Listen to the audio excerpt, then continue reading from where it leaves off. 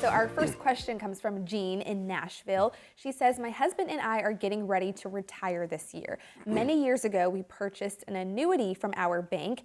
How do we know if an annuity makes sense for us? Good question. Yeah, that's a great question. So, any negative, news that you've heard about annuities is typically correct.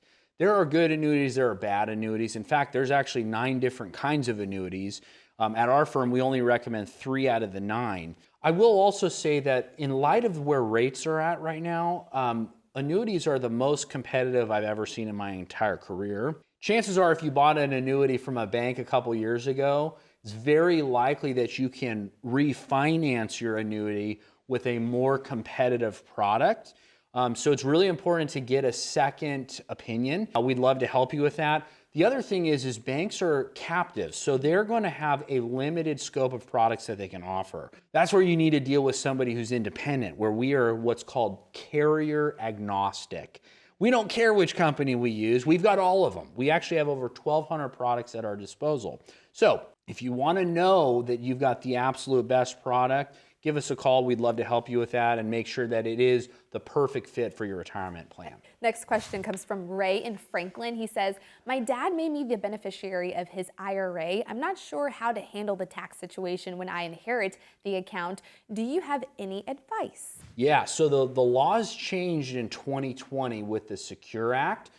If he passed away after 2020, it is what it is. The stretch IRA is gone. So you have to draw down that IRA over 10 years.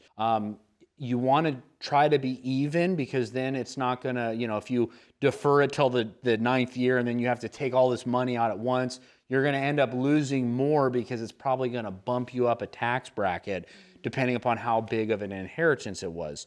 We can help you with something like that. That's something that we are really good at, is figuring out a strategy on how to take out that inherited IRA and not pay a bunch in taxes. Nobody wants to tip the IRS on the money they inherited. She says that my husband is thinking about retiring soon.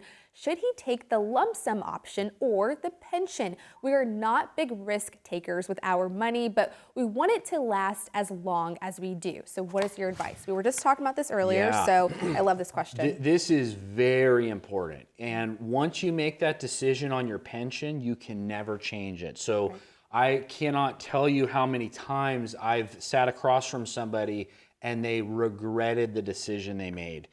Typically, there's about 8 or 9 options. There's a single payout, then there's a single life payout with a certain, like 10-year period certain, 15, 20-year period certain. Then there's survivorship benefits if you're married. Then there's the lump sum option, right? 80% of the time, it is more competitive for you to go independent and actually be able to get a better income per month, typically better for your spouse, and there's a massive death benefit. Only 20% of the time is it better to stay with the employer. Remember, the employer has one option. They don't have 1,200. So you want to sit down with an expert like myself or my team and make sure that you're making the best decision.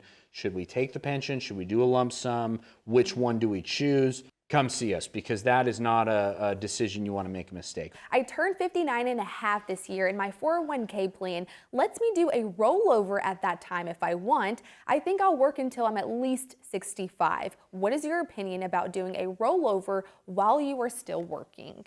Well, so that's a great question. It depends on your risk tolerance, right? So if you're like, man, I love the Wall Street roller coaster, Let's go. Roll the dice, some people get a little buzz out of it. They like seeing their money jump up 30%, crash 35%, and then take a couple years to get back to the starting point. If that's you, I'm probably not your guy, right? We are a slow and steady wins the race kind of firm, tortoise versus the hare. However, having said that, it is important to know that if you were to be considering retirement in about 5-6 years, and you have this lump sum that you could roll over, we can show you a way where you can earn 8 to 10% while it's growing. And then once you do retire, this thing's gonna pay you a rate of return that you will not be able to find anywhere else. In fact, we'll talk about that maybe on another segment, but there is not a more efficient way to decumulate wealth than this strategy. So if you've got time to let it bake in the oven, right, for 5 or 6 years while you're still working, oh my gosh, you got to see these strategies. Give us a call.